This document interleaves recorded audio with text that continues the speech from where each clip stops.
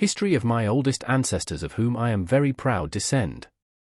May 11, 1189, Frederick, Red-Beard, Emperor of the Holy Roman Empire, my 27th grandfather, 5 times my grandfather, leaves Regensburg at the head of 100,000 crusaders. Frederick, Red-Beard, Emperor of the Holy Roman Empire, was born in 1123, died in Fluss-Saarlof, on June 10, 1190. He was the son of Frederick II, Duke of Swabia and Judith, Duchess of Bavaria, paternal grandson of Frederick I, Duke of Swabia and Agnes of Germany, daughter of Henry IV, Emperor of the Holy Roman Empire, and maternal grandson of Henry IX, Duke of Bavaria and Wulfhilda of Saxony. Frederick Barbaroux was a descendant of Emperor Charlemagne, through his father's side. Frederick Red-Beard was Roman Emperor from 1155 until his death in 1190. He was elected King of Germany in Frankfurt on March 4, 1152, and crowned in Aachen 5 days later. He became King of Italy in 1155 and was formally crowned as the supreme monarch of the Roman Empire by Pope Alexander IV on June 18, 1155. 2 years later, the term sacrum, sacred, or sacred, it was first used to refer to the empire. He was also crowned King of Burgundy in the city of Arles on the 30th of June, 1178. Frederick was given the name Red-Beard for the Italian cities he tried to govern. In German he was known as Kaiser Rotbart, Emperor Red-Beard. Before his election as emperor, Frederick had inherited command of the Duchy of Swabia, as Frederick III. He was the son of Duke Frederick II of the Hohenstaufen dynasty and Duchess Judith, daughter of Henry IX of Bavaria, of the rival House of Welf. Frederick I was descended from the 2 most powerful noble families in Germany, making him the most obvious choice to be appointed emperor by the Elector princes. Many historians consider him to be the greatest medieval emperor of the Holy Roman Empire. He combined qualities that almost made him a Superman to his contemporaries: his longevity, his ambition, his organizational skills, his ability on the battlefield and his political acumen. Among his contributions to Central European society and culture was the re-establishment of the Corpus Juris Civilis, or the rule of Roman law, in the empire, which counterbalanced the papal power that had dominated the German nations since the conclusion of the investiture controversy. Life and reign. First years. Frederick was born in 1122. In 1147 he became Duke of the Swabia region in southern Germany, and soon afterwards made his first journey east, accompanied by his uncle, the Germanic King Conrad III, on the Second Crusade. The expedition proved to be a disaster, but Frederick managed to distinguish himself and gain the king's trust. When Conrad died in February 1152, only Frederick and the Prince-Bishop of Bamberg were on his deathbed. Both later stated that Conrad, in full control of his mental capabilities, gave the royal insignia to Frederick and appointed him to succeed him as king, to the detriment of his own 6-year-old son, the future Duke Frederick IV of Swabia. Frederick quickly began trying to secure his crown, and in Frankfurt, on March 4, 1152, he was formally appointed as Germanic king by the kingdom's elector princes. Frederick was then crowned king of the Romans in Aachen on March 9, 1152.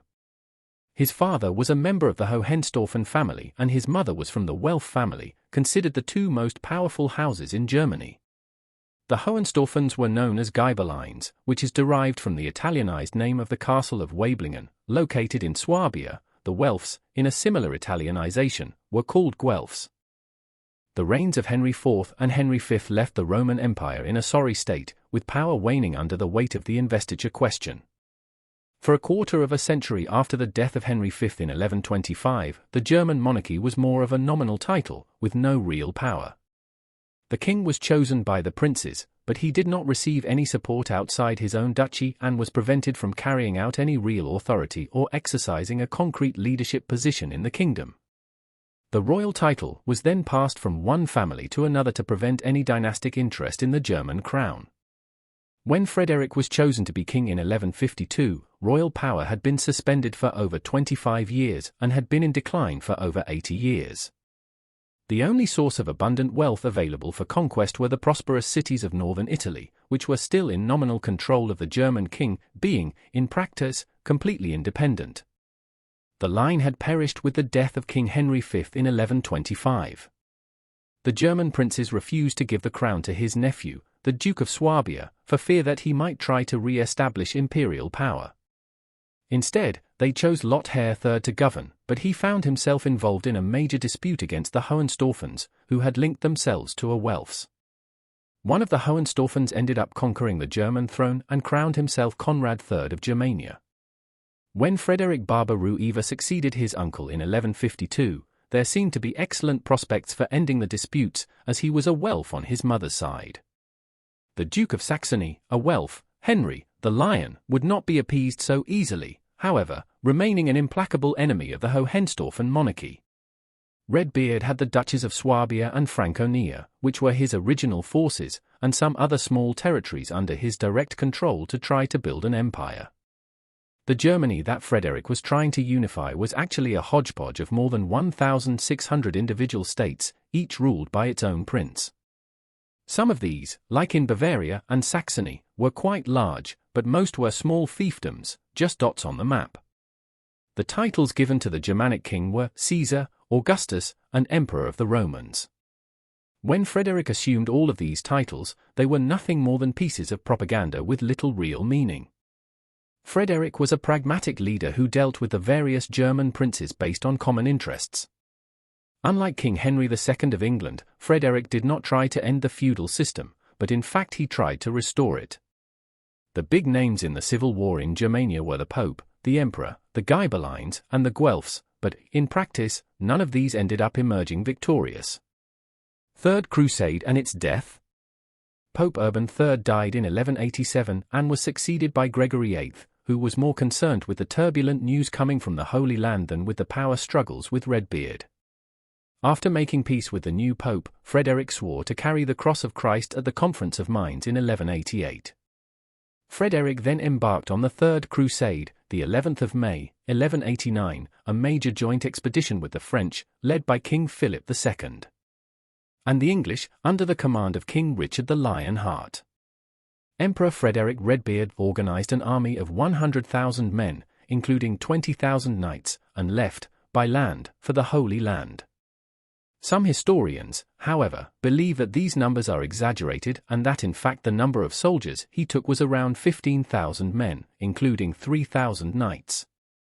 The Crusaders passed through Hungary, Serbia, and Bulgaria before entering Byzantine territory, arriving in Constantinople in the autumn of 1189. The situation was complicated by a secret pact between the Emperor of Constantinople and Saladin, the leader of the Saracens, which Frederick learned about due to a warning that reached him in a letter from Sibylla, former Queen of Jerusalem. While in Hungary, Redbeard personally asked Prince Ghazar, brother of King Bela III of Hungary, to join the crusade. The king agreed and the 2,000-man Hungarian army led by Ghazar escorted the German emperor's forces. Armies from Western Europe passed through Anatolia, where they were victorious in conquering Aksahir and defeated the Turks in the Battle of Iconium, entering Armenia. The approach of the large German troops worried Saladin and other Muslim leaders, who began to gather their own forces to confront Redbeard's men. On June 10, 1190, Emperor Frederick Redbeard drowned in the river Salaf, near Silifke Castle. Reports of the event are contradictory. Some historians believe he may have had a heart attack. Some of Frederick's men placed his body in a barrel full of vinegar to preserve it. Frederick's death left his army in a chaotic situation. Leaderless, panicked and attacked on all sides by the Turks, many Germans deserted, were killed or committed suicide. Only 5,000 soldiers, a small fraction of their original force, arrived in Acre. Redbeard's son, Frederick VI of Swabia, took the emperor's remains along with his army, alongside the Hungarian forces still under the command of Prince Ghazar, with the aim of burying him in Jerusalem, but efforts to preserve his body in vinegar failed. Thus, the body was taken to the Church of St. Peter in Ansch, its bones to the Cathedral of Tyre, and its heart and internal organs to Tarsus.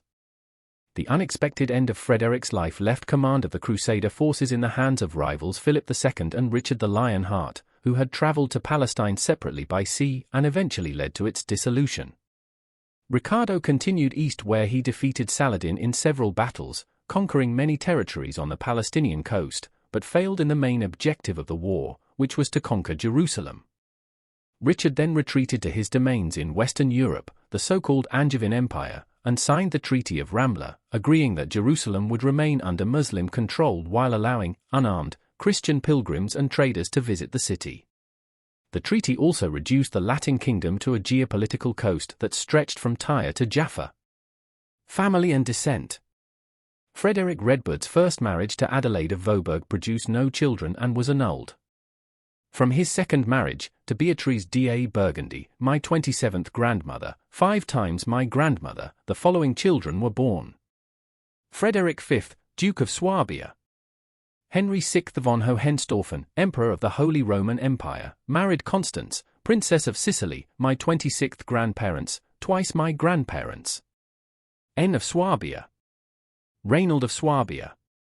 Conrad von Hohenstaufen, Duke of Swabia, married Berengala, Infanta of Castile. Otto I, Count Palatine of Burgundy, married Marguerite of Blois. Philip of Hohenstaufen, Duke of Swabia, King of Germania, married Irene Angelina, my 26th grandparents, 3 times my grandparents. Beatrix von Hohenstaufen, Guillaume II of Thiers, Count of Chalon. Agnes von Hohenstaufen.